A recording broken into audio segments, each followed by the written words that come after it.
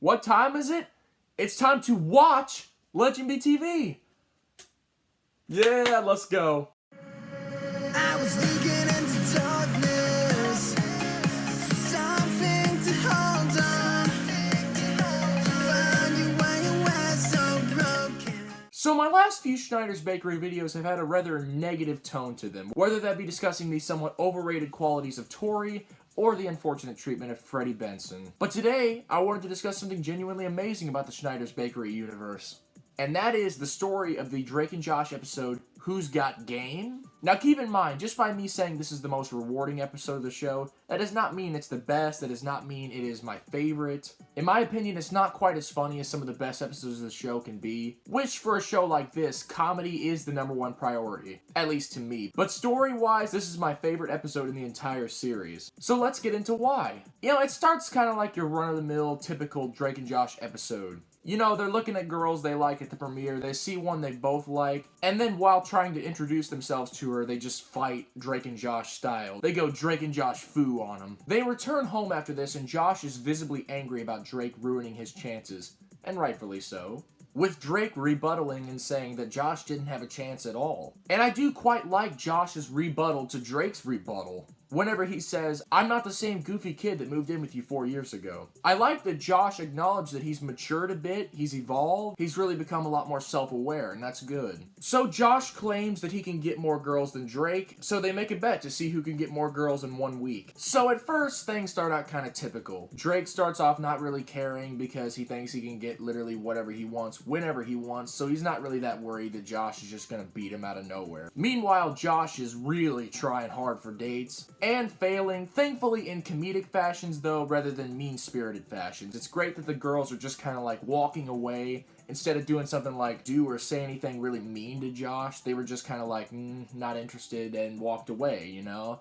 Rather than just throwing food at him or something. I like throwing food. What I'm saying is the tone is more for the girls to just kind of ignore him rather than to be mean to him, which allows for a lot more comedic potential than just mean-spiritedness for no reason. Alright, so they end up at a music store where Drake and a salesgirl meet, and they basically just have an instant attraction to each other. They just look into each other's eyes and they're like, whoa, yes, love, yes. So Drake invites her over and they instantly fall in love. They're just sitting there and oh, it's sweet. But more on that in a minute. While this is going on, Josh is kind of struggling to get any girls at all, so he actually asks Drake's mom for a little bit of help. You know, some pointers on how to score girls. Which this actually lands him his first date with a pretty good looking girl, if I might add. I like how this girl initially doesn't really give two craps about Josh, but instead of Josh being goofy or awkward or really anything like that, he's just really chill. He's chill, he's cool, he's got this. And then that actually lands him the girl's phone number, just complimenting her and then walking away, and boom, he's got it. So now we're back to Drake, and he really starts to take an interest to Carly. I'm talking, yo, he loves her, man. To the point where he actually goes up to Josh and wants to call off the bet. However, while trying to talk Josh out of it, Carly shows up and just kind of overhears things, and she's like, what? A bet to see who could date the most girls? You know? I just lost breath for a minute. Okay.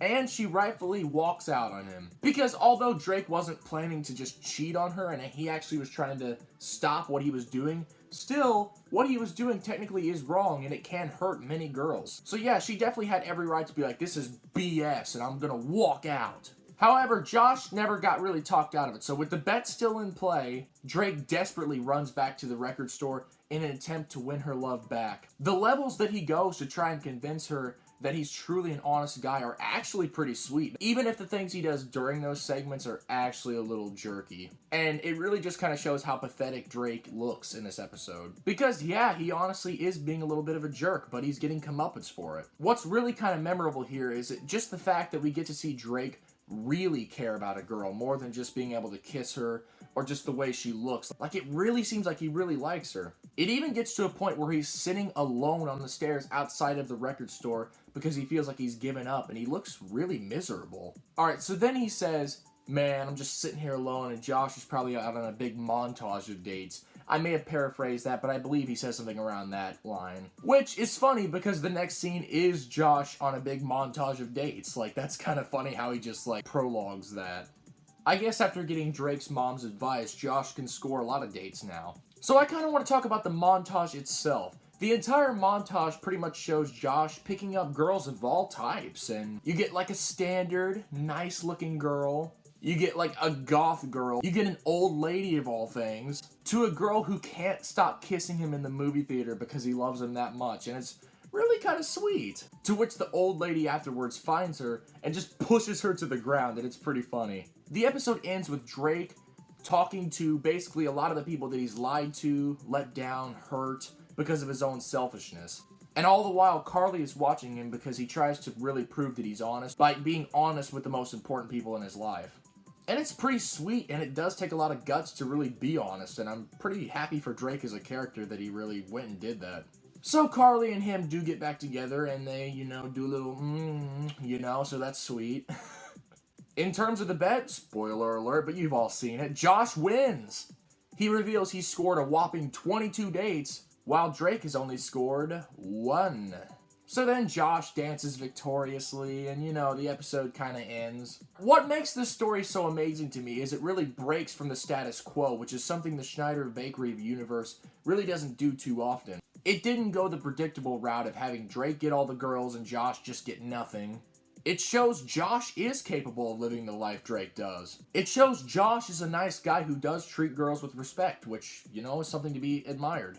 It shows that Josh can be of an equal social status as Drake. And best of all, it actually teaches Drake a lesson as well. Usually Drake can just coast through life, on his own selfishness, just getting whatever he wants whenever he wants, and life's good.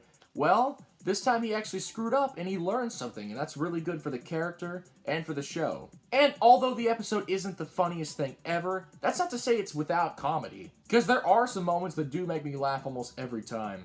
The part where Craig and Eric are trying to help Drake trick Carly into thinking they're honest is pretty funny. The part where they're tying a cherry stem in a knot is really good as well. And there's some other minor jokes sprinkled throughout this episode to really give it its comedic edge. It's not really like it's a really serious episode. It's just one where the tone really is something different and unique, so it really stands out.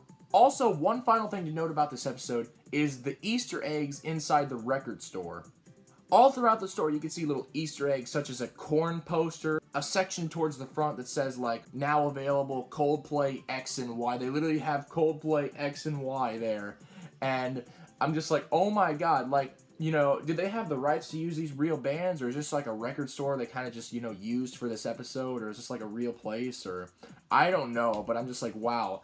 The fact that, real bands are there instead of making up fake ones, that's really cool, yeah. This wraps up this Schneider discussion. I really hope you guys enjoyed it. If you did, leave me a subscribe, comment down below your thoughts on this episode and Josh and Drake and all that. So yeah, this episode really did shine a light on Josh, who's deserved it for so long, because he is a genuinely nice guy. He just gets a bad hand, just like Freddie Benson. It's kind of sad. So for that, I must give this episode kudos. While it isn't one of my favorites, it definitely stands out as something to remember for me when I think of Drake and Josh. So, alright, LegendBTV, out.